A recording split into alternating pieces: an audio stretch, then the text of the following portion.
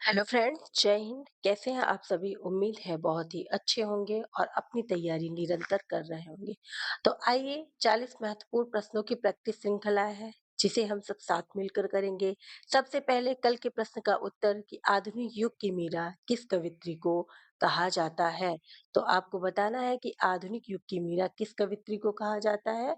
तो इसका right answer C है। आधुनिक युग की मीरा जो है महादेवी वर्मा को कहा जाता है। महत्वपूर्ण है, तो आप सभी ध्यान रखेंगे। चलिए, आज के 40 महत्वपूर्ण जो प्रश्न है, सबसे पहले पहला प्रश्न आपके सामने है। हिंदी में मूल स्वर निम्न में से कौन सा है? 4 ऑप्शन दिए गए हैं, आपको बताना है कि इनमें से मूल स्वर कौन सा है। य, र, ल और व, ये क्या है? तो ये अंतस्थ व्यंजन है। क्या है? अंतस्थ व्यंजन है। व्यंजन। स, स और ह, ये क्या है? तो ये ऊष्म व्यंजन है। ऊष्म व्यंजन। दोनों ई दोनों ऊ पूछे ये क्या है? तो ये समृद्ध स्वर है। कौन सा स्वर है? तो समृद्ध स्वर है। तो आपसे पूछा है हिंदी में मूल स्वर निम्न में से कौन सा है? तो इसका ऑप्शन नंबर डी जो है सही है। छोटा अ, छोटी ई, छोटा ऊ और री जो होते हैं, ये क्या होते हैं? मूल स्वर कहते हैं इन्हें, या रिस्ट स्वर भी कहते हैं और लघु स्वर भी कहते हैं। चलिए, दूसरा प्रश्न है आपके सामने। चंद्रगुप्त किसका प्रसिद्ध नाटक है? धर्मवीर भारती का, जयशंकर प्रसाद का, सूर्यकांत त्रिपाठी निराला का, या फिर मुंशी प्रेमचंद का। तो मुंशी प्रेमचंद की रचनाएं हैं जैसे सेवा सदन, ये बार बार एग्जाम में पूछी जाती हैं। सेवा सदन, प्रेमाश्रय, प्रेमाश्रय, गबन, गोदान, कफन, ये वो रचनाएं हैं जो बार बार एग्जाम में पूछी जाती हैं और इनकी रचना है पूस की रात। पूस की रात, ये बहुत ही महत्वपूर्ण रचनाएं हैं, आप सभी ध्यान रखेंगे। सूर्यकांत त्रिपाठी निराला की रचनाएं पूछता है कौन सी है? तो इनकी रचना है परिमल, परिमल, गीतिका, गीतिका, अनामिका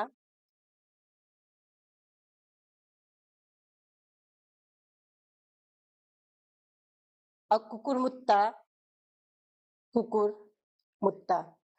ये वो रचनाएं हैं जो बार बार एग्जाम में पूछी जाती हैं, तो आप सभी ध्यान रखिएगा। और आपसे पूछा है कि चंद्रगुप्त किसका प्रसिद्ध नाटक है? तो ये जयशंकर प्रसाद जी का है। इसके साथ ही जयशंकर प्रसाद की रचनाएं जो महत्वपूर्ण है उन्हें आप सभी नोट डाउन कर लीजिए, जैसे आंसू, आंसू, जन्मेजय का नागयज्ञ, जन्मेजय का नागयज्ञ, ये बहुत ही महत्वपूर्ण रचना है, अभी हाल फिलहाल में एग्जाम में पूछी जा रही है, तो आप सभी ध्यान रखेंगे। कामायनी, झरना, तो इन रचनाओं को आप सभी याद रखेंगे। धर्मवीर भारती की रचना है ठंडा लोहा, जो कि बहुत ही महत्वपूर्ण है। ठंडा लोहा। यहाँ आप सभी के एक प्रश्न से चारों ऑप्शन में से कई प्रश्न तैयार हो रहे हैं, इसलिए आप सभी प्रैक्टिस सेट जरूर किया कीजिए। और जितने भी नए बच्चे हैं वो सभी टेलीग्राम चैनल को ज्वाइन कर लीजिए, इसकी पीडीएफ आपको वहां से मिल जाएगी।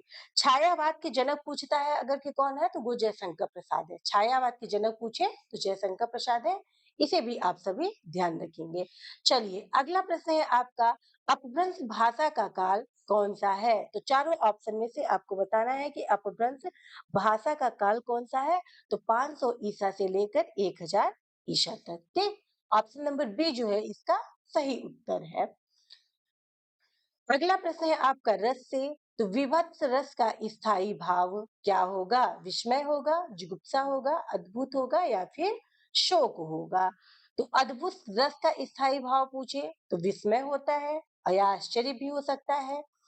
और क्या कहते हैं, शोक किस रस का स्थायी भाव है अगर आपसे पूछे, तो करुण रस का, करुण रस का स्थायी भाव है। विभत्स रस का स्थायी भाव पूछा है तो क्या होता है? जुगुप्सा, या घृणा भी कह सकते हैं, घृणा, जुगुप्सा, घृणा। तो याद रखेंगे आप सभी, ऑप्शन नंबर बी जो है इसका सही उत्तर है। अगला प्रश्न है, रसिक प्रिया किसकी प्रसिद्ध रचना है? साहित्य से प्रश्न है। तो याद रखिए आप सभी, रसिक प्रिया बार बार एग्जाम में पूछी जाती है। इसके साथ ही रचना है कवि प्रिया, रामचंद्रिका, रामचंद्रिका, छंदमाला, छंदमाला।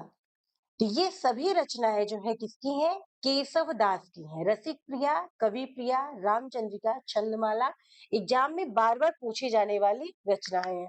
कठिन काव्य का प्रेत किसे कहा जाता है? तो वो भी केशव दास को कहा जाता है। ध्यान रखेंगे आप सभी, कठिन काव्य का प्रेत।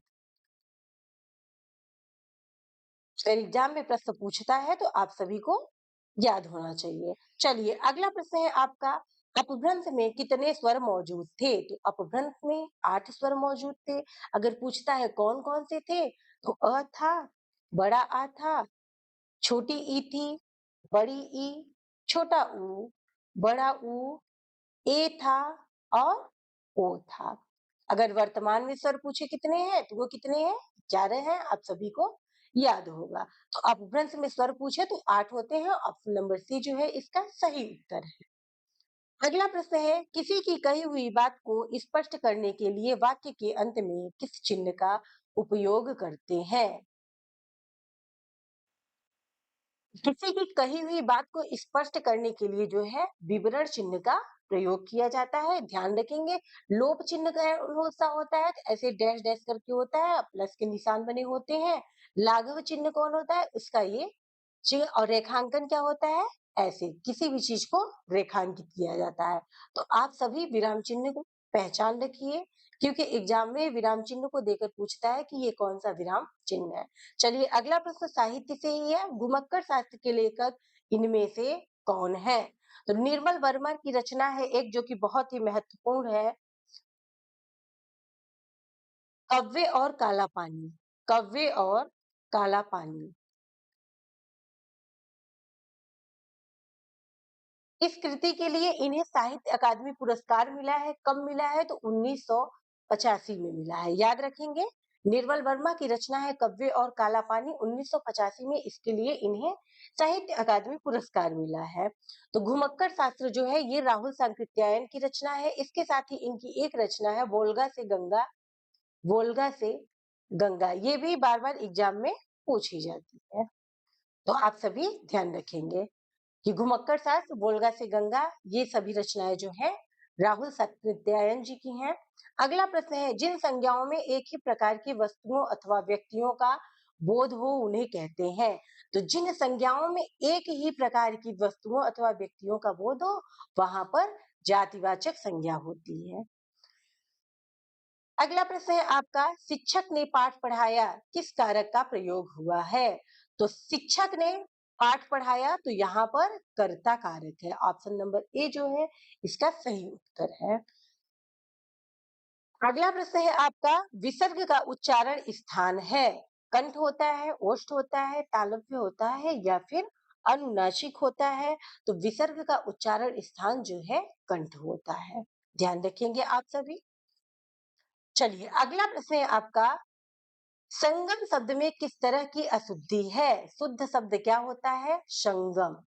तो यहाँ पे चंद्र बिंदु लगा हुआ है, तो आपको बताना है इनमें किस प्रकार की अशुद्धि है। रेफ की, नुक्ता की, अनुस्वार की या फिर अनुनासिक की? तो यहाँ पे अनुनासिक की अशुद्धि है, क्योंकि जो संगम है वहां पर अनुस्वार लगा होता है। तो अनुनासिक संबंधी यहाँ पर अशुद्धि है। तो ऑप्शन नंबर डी जो है इसका सही उत्तर है। अगला प्रश्न है आपका, वर्तनी शुद्ध से निम्न में से शुद्ध वर्तनी का चयन कीजिए। औद्योगिक शब्द कौन सा सही है? चारों ऑप्शन में से आप सभी को उत्तर देना है। तो इसका राइट आंसर जो है ए होगा, औद्योगिक होता है। ठीक, क्या होता है? औद्योगिक। ध्यान रखेंगे ये सही है, बाकी के आपके जो तीनों ऑप्शन है ये गलत है। अगला प्रश्न है आपका, ये यूपीएसआई 2021 का प्रश्न है, मेवाती किस वर्ग की बोली है? तो मेवाती जो है राजस्थानी बोली है। ऑप्शन नंबर बी जो इसका सही उत्तर है। अगला प्रश्न है, तन शब्द का लिंग निर्धारित कीजिए। तन शब्द में कौन सा लिंग है? आपको इसका उत्तर बताना है। तो यहाँ पर तन में जो है पुल्लिंग है। चलिए अगले प्रश्न पे चलते हैं, जो कि आपके सामने है। आंसर बताना होगा आपको कि थोड़ा सा दूध गर्म कर दो, इस वाक्य में कौन सा विशेषण है? तो सार्वनामिक है, गुणवाचक है, निश्चित संख्यावाचक है या फिर अनिश्चित परिमाणवाचक है। तो थोड़ा सा दूध गर्म कर दो, यहाँ पर अनिश्चित परिमाणवाचक है। तो ऑप्शन नंबर डी जो है इसका सही उत्तर है। अगला प्रश्न है आपका, कल तापमान अधिक होगा, इस वाक्य का काल पहचानिए। भूतकाल, वर्तमान काल, भविष्य काल या फिर पूर्व काल के भेद पूछे तो तीन होते हैं, भूत, भविष्य और वर्तमान। तो यहाँ पर काल होगा। ठीक, कल तापमान अधिक होगा, तो आपको बताने हैं कि इसमें कौन सा काल है। तो यहाँ पर भविष्य काल है। ठीक, भविष्य काल के कितने भेद होते हैं? तो तीन होते हैं। कौन कौन से होते हैं? सामान्य भविष्य, संभाव्य भविष्य और हेतु हेतुमत भविष्य। चलिए अगला प्रश्न है आपका, इनमें से कौन सा वाक्य मिश्र वाक्य नहीं है? मैंने एक पुस्तक खरीदी जो नई है, एक विज्ञान गोष्ठी हुई जिसमें अनेक वक्ता बोले, यह वही बच्चा है जिसे बैल ने मारा, वह परिश्रमी भी है, ईमानदार भी। तो आपको बताने हैं कि इनमें कौन सा मिश्र वाक्य नहीं है। तो इसका ऑप्शन जो है डी वाला सही है। आप यहाँ पर कल देखिए, जो बच्चों ने क्लास ली होगी उन्हें अच्छे से समझ में आया, जहां पर जो, जिसमें, जिसे ये शब्द आते हैं वहां पर मिश्र वाक्य होता है। तो इसका ऑप्शन नंबर डी जो है इसमें मिश्र वाक्य नहीं है, बाकी के तीनों ऑप्शन में जो है मिश्र वाक्य है। चलिए अगला प्रश्न है, निम्न में जातिवाचक संज्ञा कौन सी है? पेड़, मिठास, सुंदरता, चतुराई। तो जातिवाचक संज्ञा पूछा है, तो पेड़ जो है जातिवाचक संज्ञा है। अगर किसी एक पेड़ का नाम लेंगे तो वो व्यक्तिवाचक संज्ञा में भी आ सकती है। तो चलिए अगला प्रश्न है, सर्वत्र बाध्यता और व्यवस्था ही दिखाई देती है, वाक्य का भेद बताएं। संयुक्त वाक्य है, अश्रुत उपवाक्य है, सरल वाक्य है या फिर मिश्र उपवाक्य है। तो सर्वत्र बाध्यता और व्यवस्था, तो यहाँ पर और इसलिए जहां ये शब्द आते हैं वहां पर संयुक्त वाक्य होता है। तो ऑप्शन नंबर ए जो है इसका उत्तर है।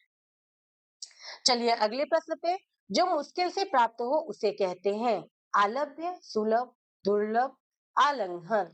तो जो मुश्किल से प्राप्त हो उसे दुर्लभ कहते हैं। क्या कहते हैं?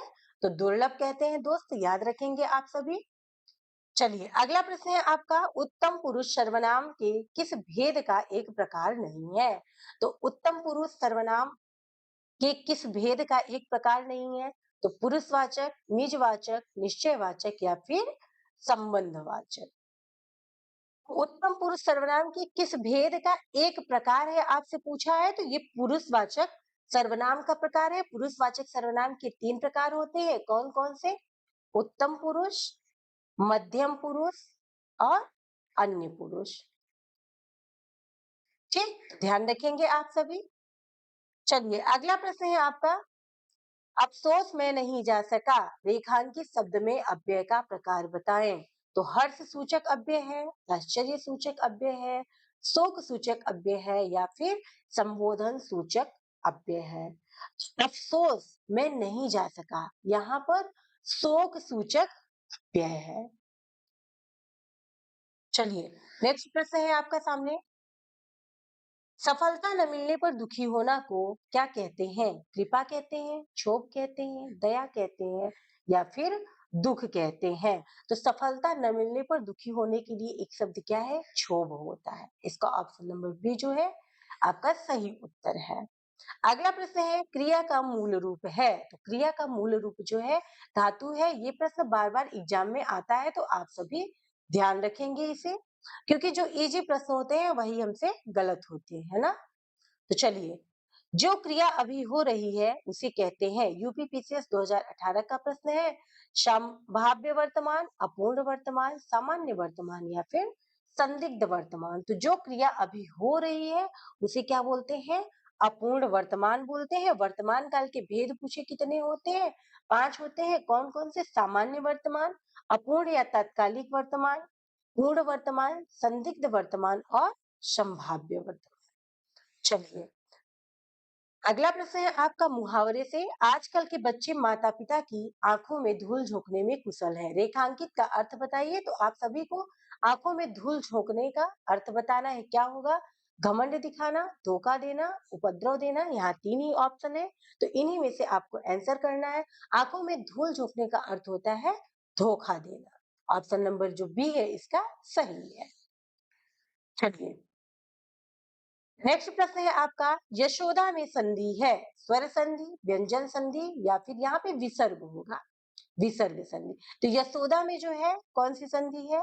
विसर्ग संधि, विसर्ग संधि। ऑप्शन नंबर सी जो है इसका सही है। अगर इसकी संधि विच्छेद करेंगे यशोदा का, तो यश धन दा होता है, ध्यान रखेंगे आप सभी। यहाँ पे विसर्ग हो। चलिए, अगला प्रश्न है आपका। जो छीण न हो सके उसके लिए उपयुक्त शब्द क्या है? अक्षय है, अमिट है, अनंत है, अपार है। तो जो छीण न हो सके उसे क्या कहते हैं? अक्षय कहते हैं। ऑप्शन नंबर जो ए है इसका सही उत्तर है। चलिए, एड़िया रगड़ना मुहावरे का सही अर्थ है। तो परिश्रम करना होता है, बहुत दौड़ धूप करना होता है, परेशान करना होता है, या फिर एड़िया साफ करना होता है। तो एड़िया रगड़ना मुहावरे का अर्थ होता है बहुत दौड़ धूप करना। ऑप्शन नंबर बी जो है इसका सही उत्तर है। अगला प्रश्न है आपका समाज से। तो निम्न में तत्पुरुष समास का उदाहरण कौन सा है? आजन्म है, सपरिवार है, कामचोर है, या फिर प्रेषखा है। तो आजन्म और सपरिवार में यहाँ पर आपका अव्ययी भाव समास है। कौन सा समास है? अव्ययी भाव समास। अव्ययी भाव समास में जो पहला शब्द होता है उसमें क्या होते हैं कि उपसर्ग जुड़े होते हैं। तो यहाँ पर जो कामचोर है ये कौन सा समास है? तो ये तत्पुरुष समास है। प्रिय सखा में पूछो तो यहाँ पर कर्मधारय समास है। कर्मधारय समास, कर्मधारय समास। प्रिय है जो सखा है, ठीक। तो यहाँ पर क्या है? कर्मधारय। तो आपको बताना था तत्पुरुष समान, तो ऑप्शन नंबर सी जो है इसका सही है। चलिए, अगला प्रश्न है आपका विलोम से। तो उत्थान का विलोम बताना है आप सभी को, क्या होता है? तो उत्थान का विलोम जो है पतन होता है। ऑप्शन नंबर ए जो है इसका सही उत्तर है। अगला प्रश्न है जिस समास में पूर्व पद गौण उत्तर पद प्रधान हो उसे कौन सा समास कहते हैं? द्विगु समास, तत्पुरुष समास, बहुव्रीहि समास, या फिर द्वंद्व समास। द्वंद्व समास में क्या होते हैं? दोनों पद प्रधान होते हैं, दोनों पद प्रधान होते हैं। बहुव्रीहि समास में क्या होता है कि दोनों मिलकर किसी तीसरे के तरफ इशारा करती हैं, दोनों मिलकर तीसरा अर्थ देती हैं, ठीक। द्विगु समास में क्या होता है? पहला पद संख्यावाची होता है। क्या होता है? पहला पद जो है इसका संख्यावाची होता है। तो अब आपको आंसर देने में आसानी होगी कि जिस समास में पूर्व पद गौण तथा उत्तर पद प्रधान हो वहां पर क्या होता है? तत्पुरुष समास होता है। ऑप्शन नंबर बी जो है इसका सही उत्तर है। निम्नलिखित शब्दों में से तद्भव शब्द को पहचानिए। तो आप सभी को इनमें से तद्भव शब्द बताने हैं। पुष्ट, उल्लास, आलस, या फिर अंधकार। तो ऑप्शन नंबर सी जो है आलस, ये क्या है? तद्भव शब्द है। इसका तत्सम पूछे तो आलस्य होता है। क्या होता है दोस्त? तो आलस्य होता है। ऑप्शन नंबर सी जो है आपका सही उत्तर है। चलिए, अगला प्रश्न है स्तुति का विलोम निम्न में से कौन सा है? समालोचना है, निंदा है, आलोचना है, या फिर प्रतीक्षा है। तो स्तुति का विलोम जो होता है निंदा होता है। ऑप्शन नंबर बी जो है इसका सही उत्तर है। अगला प्रश्न है संधि का विलोम शब्द है। संचय है, विभेद है, विग्रह। तो संधि का विलोम जो होता है विग्रह होता है। ऑप्शन नंबर सी जो है इसका सही उत्तर है। ईर्ष्या का पर्यायवाची शब्द कौन सा होगा? तो इनमें से आप सभी बताइए कि ईर्ष्या का पर्यायवाची कौन सा होगा। और कुछ ईर्ष्या के जो महत्वपूर्ण पर्यायवाची है उन्हें आप सभी नोट डाउन कर लीजिए। जैसे मत्सर, मत्सर, द्वेष, जलन, असूया, असूया, ये महत्वपूर्ण है, एग्जाम में पूछा गया है। ईर्ष्या का पर्यायवाची आप सभी को इसमें से बताना है। तो यहाँ पर क्या होगा? ए वाला ऑप्शन सही। लेकिन यहाँ आह नहीं होगा, ठीक? क्या होगा? डाह होगा, ठीक? डाह। डाह जो होता है, ये ईर्ष्या का पर्यायवाची, इसमें चारों ऑप्शन आपका गलत दे दिया गया था, तो इसका आंसर जो है डाह होगा। चलिए, अगला प्रश्न है, निम्न में से कौन सा शब्द तद्भव है? यौवन, जीव, निर्जर, स्थान। तो तद्भव बताना है, आपका जो राइट आंसर है बी है। जीव क्या है? ये तद्भव है। अगर इसका तत्सम पूछे क्या होता है, तो जिह्वा होता है। क्या होता है दोस्त? जिह्वा होता है, याद रखेंगे, क्योंकि ऐसे प्रश्न जो है एग्जाम में बार बार पूछे गए हैं। अगला प्रश्न है आपका, इनमें से कौन सा शब्द परिकर का अनेकार्थी नहीं है? समूह, कमरबंद, परिवार, छत्री। तो जो छत्री है ये परिकर का अनेकार्थी शब्द नहीं है। ऑप्शन नंबर डी जो है इसका सही उत्तर है। आदिकाल में किस कवि ने अवहट्ट भाषा में रचना की है? मंझन ने, अमीर खुसरो ने, कुतुबन ने, या फिर अब्दुल रहमान ने? तो आदिकाल में जो है अब्दुल रहमान ने अवहट्ट भाषा में रचना की है। तो इसका राइट आंसर जो है, यहाँ लिखने में थोड़ी प्रॉब्लम हो रही है, राइट ऑप्शन जो है डी सही है। और आज के लिए आपको एक प्रश्न है जिसका उत्तर आप सभी को देना है कि विद्यापति द्वारा रचित कितने ग्रंथ अवहट्ट भाषा में है? ठीक, कितने ग्रंथ अवहट्ट भाषा में है, तो आपको बताने हैं। इसका उत्तर आप सभी दीजिएगा। आज का सेशन यहीं पर समाप्त होता है। कितने प्रश्न आपने सही किए हैं जरूर बताइएगा। क्लास अच्छी लगे तो शेयर कीजिएगा। अगर आपको पिछली सभी क्लासेस देखनी है तो आप सभी प्लेलिस्ट में जाकर देख सकते हैं। आज का सेशन यहीं पे समाप्त होता है। कल फिर मिलते हैं 40 महत्वपूर्ण प्रश्नों के साथ। जय